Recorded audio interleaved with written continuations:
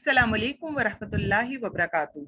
नहमदुहु नसल्ली अला रसूलिहिल करीम, अम्मा बाद, फ़अऊज़ु बिल्लाहि मिनश शैतानिर रजीम।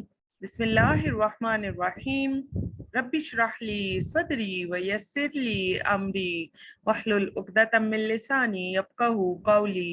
रब्बना ज़िदना इल्मा, अल्लाहुम्मा फ़क़्हिना फ़िद्दीन, आमीन या रब्बुल आलमीन। आज का हमारा टॉपिक है हसद। हसद क्या है? तो उल्मा इसके बारे में कहते हैं कि नंबर 1 तो हसद गुनाह कबीरा है, और दूसरा नाउज़ बिल्ला अल्लाह सुब्हाना व तआला के फैसलों पर एतराज़ करना हसद कहलाता है। तो आए देखते हैं कि इस गुनाह कबीरा से हम किस तरह से बच सकते हैं।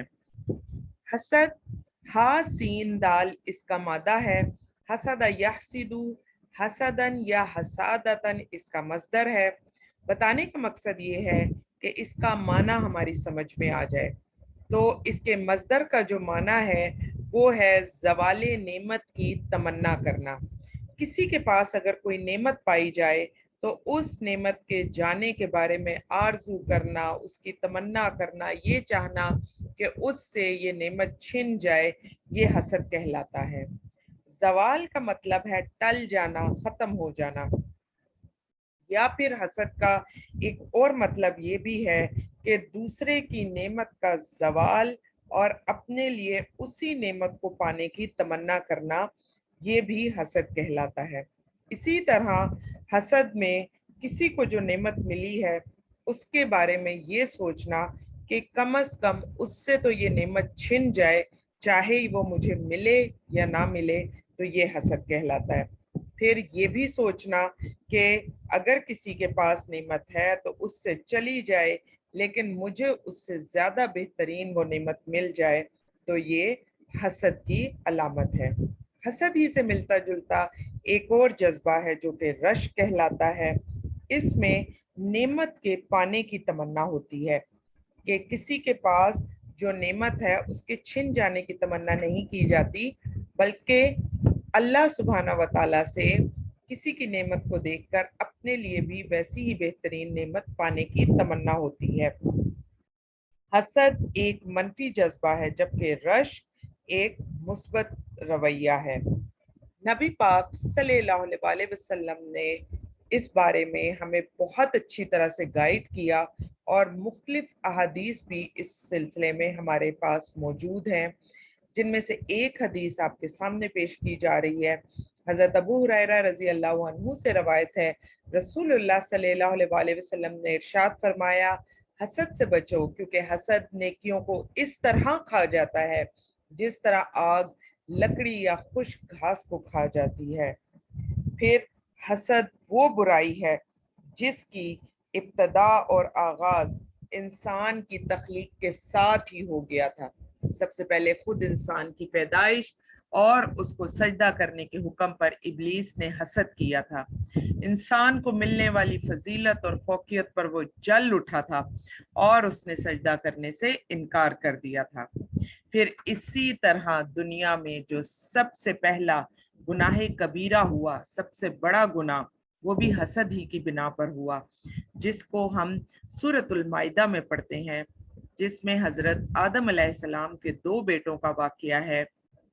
आयत नंबर 27 से आयत नंबर 31 तक में ये वाकया मौजूद है, जिसमें से एक बेटे ने दूसरे बेटे को हसद की बिना पर कत्ल किया था, और कत्ल गुनाह कबीरा में आता है।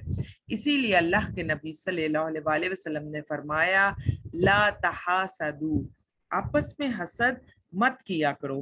फिर इसी तरह उल्मा भी ये कहते हैं कि हसद और घुमंड जब ये इंसान के अंदर दाखिल होते हैं तो वो अकल को बाहर कर देते हैं, अकल से ऊपर ऊपर इंसान बाकी सारे काम करता है। फिर हसद के कई असबाब भी होते हैं, जिनमें से सबसे पहला सबब किबर होता है। किबर यानी तकब्बुर। इंसान अपने आप को बहुत बेहतर समझता है, वो समझता है कि मेरे जैसा कोई दूसरा हो ही नहीं सकता, और जो हासिद होता है वो मुतकब्बिर भी होता है, और इसीलिए हासिद कभी भी ये पसंद नहीं करता कि कोई दूसरा उससे आगे निकल जाए, یا کسی دوسرے کو کوئی ایسی نعمت مل جائے جو اس کے پاس نہ ہو۔ اسی لیے جب یہ تمام چیزیں اس کی برداشت سے باہر ہو جاتی ہیں تو وہ انتقامی کارروائی پر اتر آتا ہے، اور جب وہ انتقام لینے کے قابل نہیں ہوتا تو پھر وہ بد دعائیہ کلمات اپنے منہ سے نکالتا ہے، اور وہیں سے پتہ چلتا ہے کہ وہ ایک حاسد انسان ہے۔ اسی طرح حسد کا دوسرا سبب ہوتا ہے دشمنی یا ایک دوسرے سے نہ لگنا، نہ بات کرنے کا دل نہ کرنا۔ بعض دفعہ ایسا ہوتا ہے کہ کچھ لوگ ایسے ہوتے ہیں جو ہمیں اچھے نہیں لگ رہے ہوتے، تو یہ بھی حسد کا سبب بن جاتے ہیں، کیونکہ آپ کو کوئی شخص پسند ہی نہیں ہے اور اس کے پاس کوئی نعمت چلی جاتی ہے تو پھر انسان اس کی نعمت کو دیکھ کر جلنا اور کڑنا شروع ہو جاتا ہے۔ تیسرا اس کا جو سبب ہے وہ ہے خود پسندی۔ بعض اوقات انسان اپنے آپ کو اتنا چاہتا ہے، اپنی ذات سے اتنی شدید محبت کرنے لگ جاتا ہے کہ اگر اس کے علاوہ کسی اور کو کوئی خیر و بھلائی ملتی ہے تو وہ بالکل اس کی برداشت سے باہر ہو جاتی ہے۔ اس کا چوتھا سبب ہوتا ہے اقتدار کی محبت، کرسی، اتھارٹی سے محبت۔ اور اس میں یہ ہوتا ہے کہ کوئی شخص جس کو کرسی سے محبت ہو وہ یہ چاہتا ہے کہ میں سب میں بڑا نظر آؤں، میں جتنا بھی کام کروں بس ہر شخص مجھے اپریشیٹ ہی کرتا رہے، اور اسی طرح تمام کام میرے ہی اختیار میں ہوں اور ہر شخص میری ہی تعریفیں کرتا چلا جائے۔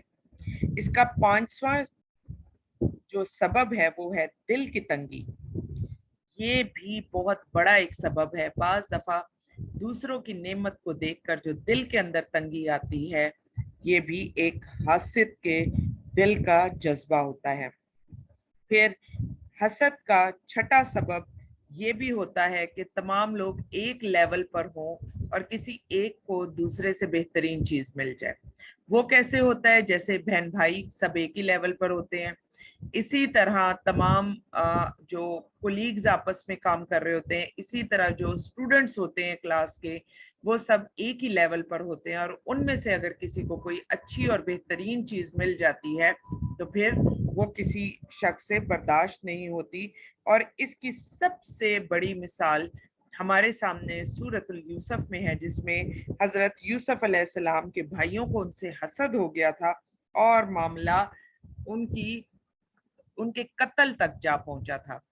پھر اسی طرح حضرت علی رضی اللہ عنہ کا قول بھی ہے کہ حاسد کو کسی سے دوستی نہیں ہوتی اور دھوکہ باز سے کبھی وفا نہیں ہوتی۔ پھر حسد کے درجے بھی ہوتے ہیں، اور وہ درجے کیا ہوتے ہیں؟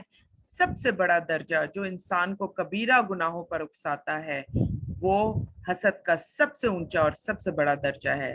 جیسے حضرت آدم علیہ السلام کے بیٹوں میں یہ جذبہ پیدا ہوا اور بات قتل تک پہنچ گئی، اسی طرح حضرت یوسف علیہ السلام کے بھائیوں میں بھی وہاں بھی بات قتل تک پہنچ گئی۔ پھر شیطان جو کہ عبادت کر کر کے اللہ سبحانہ و تعالیٰ کے قریب ہو گیا تھا، مگر حسد کی وجہ سے دنیا اور آخرت دونوں کو تباہ و برباد کر دیا اس نے۔ اور اسی طرح یہود کو بھی نبی پاک صلی اللہ علیہ وسلم سے شدید حسد ہو گیا تھا۔ ان کے علماء یہ جانتے تھے کہ محمد صلی اللہ علیہ وسلم سچے اور آخری نبی ہیں، انہوں نے صرف اور صرف حسد کی بدولت نبی صلی اللہ علیہ وسلم کو ماننے سے انکار کر دیا تھا اور اپنی دنیا اور آخرت دونوں کو برباد کر لیا۔ اس سے پتہ چلتا ہے کہ انسان کے بڑے بڑے اعمال کو بھی حسد برباد کر سکتا ہے۔ تو اب ہم دیکھ لیتے ہیں کچھ دعائیں ہیں جو آپ کے سامنے لائی جا رہی ہیں۔ اللہ سبحانہ و تعالیٰ سے دعا کرتے ہیں کہ یا اللہ ہمیں اس جذبے سے پاک کر دے اور ہمارے دل کو نفاق سے اور ریا سے بچا لے میرے اللہ۔ اللہم طہر قلبی من النفاق وعملی من الریاء ولسانی من الکذب وعینی من الخیانہ فإنک تعلم خائنۃ الأعین وما تخفی الصدور۔ اسی طرح یا مقلب القلوب ثبت قلبی علی دینک، آمین یا رب العالمین۔ سبحانک اللہم و بحمدک نشہد ان لا الہ الا انت نستغفرک و نتوب الیک۔ السلام علیکم ورحمۃ اللہ وبرکاتہ۔